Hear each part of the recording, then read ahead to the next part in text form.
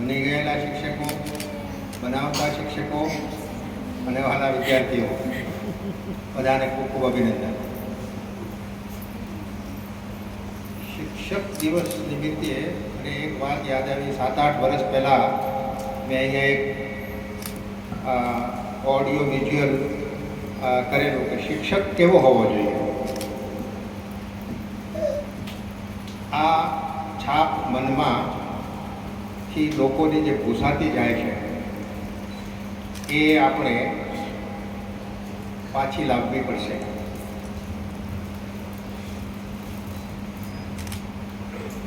હજી પણ વિદેશોમાં આપણે સાંભળીએ છીએ કે કોર્ટમાં કોઈ કેસ નિમિત્તે શિક્ષક ગયા હોય અને જો એમ કહે કે આપ શું કરો છો તો કે હું શિક્ષક છું, તો મેજિસ્ટ્રેટ પહેલાં ઊભા થઈ જાય જજ અને એને રિસ્પેક્ટ આપે.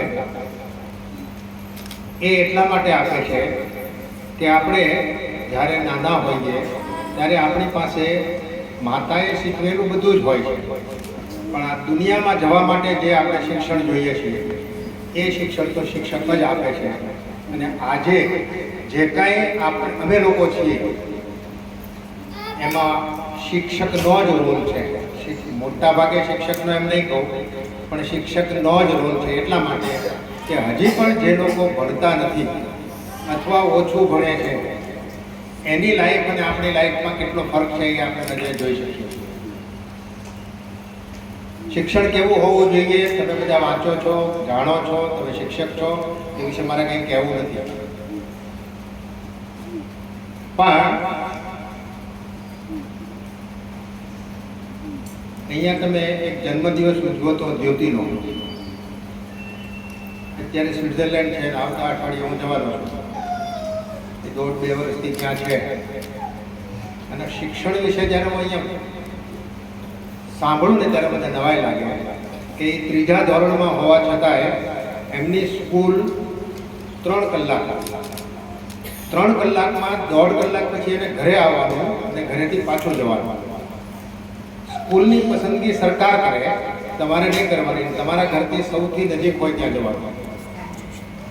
ત્યાં સાયકલ પછી સીધી બસ અને ટ્રેન છે, વચ્ચેના વાહનો નથી. બહુ ગણ્યા ગાંઠા લોકો પાસે કાર છે, કારણ કે કારની કિંમત કરતાં ટેક્સ એના કરતાં બમણો છે. 10 લાખની કાર લો તો 20 લાખ તો ટેક્સ લાગે. એટલે બહુ ઓછા લોકો પાસે કાર છે. એટલે તમારે સાયકલ લઈને જ બધી જગ્યાએ જવું પડે. એ 3 કલાકની સ્કૂલમાંથી 1.5 કલાક એને ભણવાનું અને 1.5 કલાક ઇતર પ્રવૃત્તિ કરવાની. ભણવામાં 2 જ વિષયો, ભાષા અને ગણિત. એનું કહેવાનું એમ છે કે એને સમાજ વિદ્યા, ઇતિહાસ આ બધું શું શીખવાડવાની અત્યારથી જરૂર છે. તો મોટા થશે તો આપોઆપ આવડશે, અને નહીં તો તમે અત્યારે ગોખાવી નાખશો તો મોટા થશે તો ભૂલી જવાના. એને જે જરૂર છે એ મોટા થશે ત્યારે શીખશે. અત્યારે એને 2 જ વસ્તુ શીખવાડો. એક તો ભાષા, જે આજે આપણી પાસે રહી નથી. સારું ગુજરાતી એક પત્ર લખવો હોય ને તો પણ આપણે લખી શકતા નથી. અને પત્રમાં જો સંવેદના ઉમેરવી હોય, એવું પ્રેમપત્ર લખવું હોય તો પણ આપણે બિલકુલ આવડતું નથી. પહેલાંના જમાનામાં મારી પાસે એક કપ્પો પડ્યો છે જૂના પત્રોનો, હું રાખી સંગ્રહી રાખી. એ જ્યારે વાંચું ને ત્યારે એમાં લાગણીઓ આપણને અસર કરે, દેખાય. આજે તમે ગમે તેટલું લખો તો તમને એ આવડતું નથી, મને આવડતું નથી એમ કહું તો એ ખોટું નથી. કે આપણે લખીએ તો એમાં લાગણીઓ પણ ઉમેરાય. આપણે એને વિશેષણો કહીએ છીએ, લાગણીઓ નથી કહેતા, વિશેષણ ઉમેરી દઈશું. એ અભ્યાસ જ્યારે આપણે કરાવશું અને બીજા 1.5 કલાકની વાત જે ખૂબ મહત્વની છે, એ 1.5 કલાકમાં એને દર મહિને એક સબ્જેક્ટ આવે. આ મહિનાનો સબ્જેક્ટ છે સોઇલ. 3જા ધોરણમાં સોઇલ. એમાં એને કંઈ કરવાનું નહીં. જમીન, એની ઉપર છોડ ઉગે, એને વાવે કેમ, ઉગે કેમ, એને પાણી પાવાનું કેમ, એની ઉપર ફળ કેમ આવે, એની ઉપર ફૂલ કેમ આવે, આ બધું જ એને 1 મહિનામાં પ્રેક્ટિકલ બતાવવાનું. એવું દર મહિને એક વિષય. 6 મહિના પહેલાં એને એક સુથારી હતું, તો એને સુથારી કામ એને એ રિલેટેડ જ બધું જોવાનું હતું. એ મોટો થાય વિદ્યાર્થી ત્યારે એને સામાન્ય રીતે બધું જ ખબર હોય કે કયું કામ કેમ થાય, ભલે આવડે નહીં. આજે મારે ને તમારી સ્થિતિ એવી છે કે આપણું એસી બંધ થયું હોય તો આપણે કાંઈ દૂધવાળાને કાંઈ કરિયાણાની દુકાનવાળાને પૂછીએ કે મારું એસી બંધ થઈ ગયું છે, કોઈ છે? તો એ કે હું ગોતીને તમને મોકલું છું. જો ને આપણને ખબર નથી હોતી કે આ ક્યાં શું છે. પ્રાઇમરી નોલેજ આપણી પાસે નથી હોતું. ઇવન એ માણસ ક્યાં મળે એ આપણે ખબર નથી હોતી. એ એટલા માટે કે આપણને એવું શીખવાડવામાં આવ્યું જ નથી. હમણાં કોઈ કેમ કીધું કે ક્લાસરૂમની અંદર શિક્ષણ તો હોય જ છે, પણ જેટલું ક્લાસરૂમની બહાર મળે છે એટલું ક્લાસરૂમની અંદર નથી મળતું. એનો અર્થ એવો હું નહીં કરું કે તમારે બધા ક્લાસરૂમની બહાર નહીં, પણ ક્લાસરૂમની બહાર લઈ જવા જરૂરી છે એવું હું માનું છું. શિક્ષણવિદો શું માને છે મને ખબર નથી, અને તમારા પ્રિન્સિપલો જે કે એમ તમારે કરવાનું છે, એટલે હું અહીંયાથી તમને એવું નહીં કહીને જવાબ નહીં થાય. તો શિક્ષણ છે એ માત્ર પુસ્તકીય જ્ઞાન બનીને રહેશે.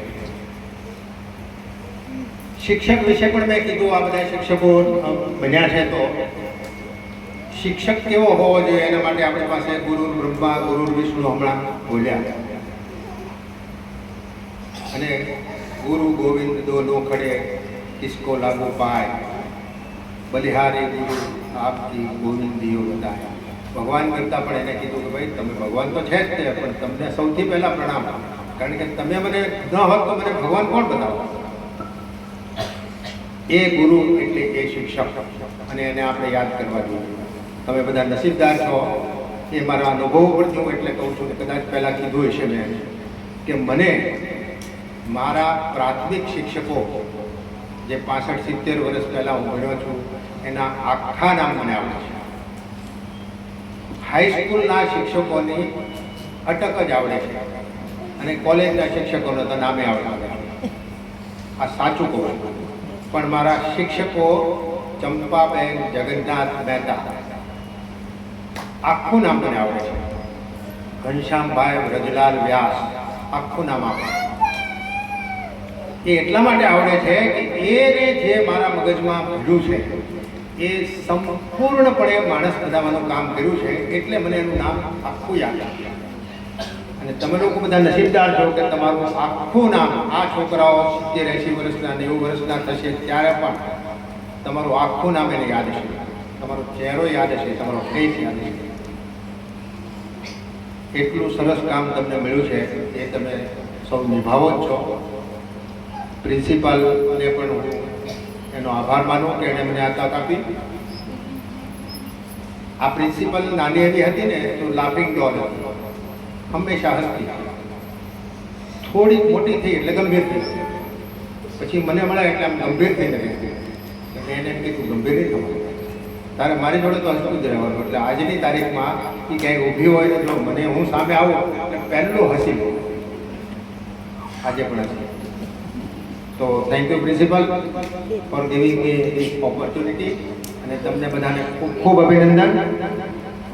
આવતા વર્ષે એક થોડો ફેરફાર કરજો, થઈ શકે તો, કે શિક્ષકો તમે બનાવો છો બાળકોને તો એ પ્રમુખ મંત્રી પણ બનાવજો,